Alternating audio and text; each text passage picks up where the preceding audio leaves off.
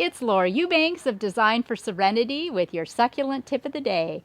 And we should probably start talking about the elephant in the room, which would be macaque titties. As you know, this is Breast Cancer Awareness Month. We're in October. And to support the cause and to support those that have suffered and are suffering, we are donating 25% of all sales from the shop this month to the Pink Fund. So be sure and go and check out this offering and other things and join us as we support this incredible cause. We are also at another cause today. This is a garden that many of you will recognize that we did about 3 to 4 years ago, and our beautiful client has suffered a lot over the last couple of years with health and other personal losses, and the garden has also suffered. So we are here, and with my dream team, DFS, we are going to completely restore this fabulous garden to its beauty. You can see that we have a lot of crabgrass. That's the main thing. That and our bloomed out agaves. The garden looks really, really dry to me too, so we're going to check the irrigation and make sure it's turned on. But, you know, all of the bones are here. So the goal today is to dig out all the bloomed out agaves, start working on eradicating the crabgrass, and then working on excavating some of these quadricolor pups. Look at these beautiful, there are diamonds still in this garden. Look at the beautiful Cameroni eyes. We'll take those out, cut them and reset them, and free, you know, all of the plants of the weeds. I have new plant material coming from Waterwise Botanicals tomorrow, which includes new bromeliads, so we'll clean those. Oh my gosh, I'm so excited. This is what I love doing. I absolutely adore the restorations. And I think also, you know, once we get the irrigation under control, and it may just be a question of turning it on. You know, I haven't looked at it yet. So we really need to get that dialed in. This Synandenium grantii tells me that it is not getting enough water. Here in Coronado, we are right next to the ocean. It's very, very coastal. It's not that hot here, so this should be leafed out better. We have a citrus tree that's over 100 years old, a beautiful old gardenia. I did a lot of intricate rock work, and I may dial that in now. You know, maybe I will abandon the creva and just do more burgundy. Expose more of the ribbons with the, I've got black chunky over here. I've got honey quartz over here. Yeah, I think, you know, I hope that you're all really inspired by the work that we're going to do here, because I'm not even remotely intimidated by this. I see only the possibilities. So myself and the Dream Team are making spectacular progress in this restoration in Coronado, and it's just so gratifying. I wanted to show you a situation that I came up against that you might find in your garden. There's so much going on here with this little aloe hybrid.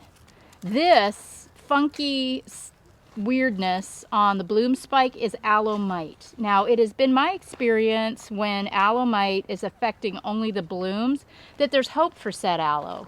So I'm just going to trim off those affected blooms like so. And I have examined this plant and what? This, well, that one's not affected. Yes, it is. I see it. Oh, it is. Yeah, Hannah showed that right there. Look at that. And on the side. Okay, so we'll take that too. And now, you know, look at all of these weeds. Look at all this crabgrass in here. So you might think, oh, well, there's no way I'm going to get that out. Well, you just dig the plant out of the ground, and it becomes really, really easy and really, really gratifying to release all of that crabgrass once you get it out of the ground. And then remember, you know, these are tough plants, so it is not going to be mad at you when you sink it back in when you're done. You can clean up all the ugly bottom leaves that are dead, you know, really look it over for more pests or disease. But mainly, oh my gosh, you will never do anything more gratifying than this, let me tell you. So this is a way that you can 100% get after and get all of those weeds that are growing in between your plants. They get the idea. Let's go show them what to do with that guy. So that's what I'm going to do. I'm going to keep going, you know, with cleaning this thoroughly before I reset it in the ground. We did have some casualties. We had some plants, you know, that were pretty far gone with the mite. We'll show them the pile. Here's a pile of plants that the guys are working on right now, establishing which ones are viable and which ones aren't. So, you know, these cute little aloes, you know, are undoubtedly going to be repurposed in the garden, along with a lot of these little quadricolors.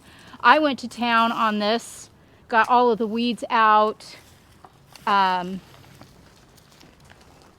goodness, look at this. Everything, pretty much everything came out, got cleaned, and then tomorrow I've got an order of plants coming, as I told you, from Waterwise, and we're going to begin the resinking process. So I am going to get some bags of soil to pump up this middle mounded section a little more. And a little hack for this aloe in the pot, you can see I talk about this a lot, how important it is to pack your soil down before you plant, because over time the soil will decompose and the plant will sink in the pot.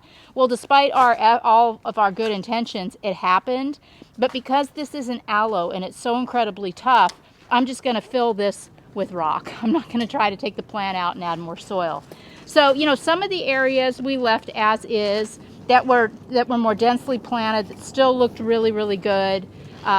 Other areas, you know, like I said, we excavated the plants and we're going to resink them. I want to show you guys this one real special plant. I got this at Waterwise years ago when I did this installation, and it was a one-off. It was closed up like an egg, and I wasn't sure what it was, and I have since learned it's a shawii, agave shawii. Isn't that so pretty? Just absolutely stunning. I'm really pleased that our aloe bainesii looks really good. There's no evidence of aloe mite on it. You know, everything, as I said, is really stressed because the water hasn't been turned on and Lord knows when. So we're going to fix that. And this garden, by end of business on Wednesday, which is 2 days from now, is absolutely going to shine. Thank you guys so much for joining us on this restoration adventure, and we'll see you tomorrow with some more tips, tricks, and hacks. This has been Lori Eubanks of Design for Serenity, thanking you for subscribing to my channel, liking this video, and supporting our Pink Fund breast cancer awareness campaign. Bye, guys.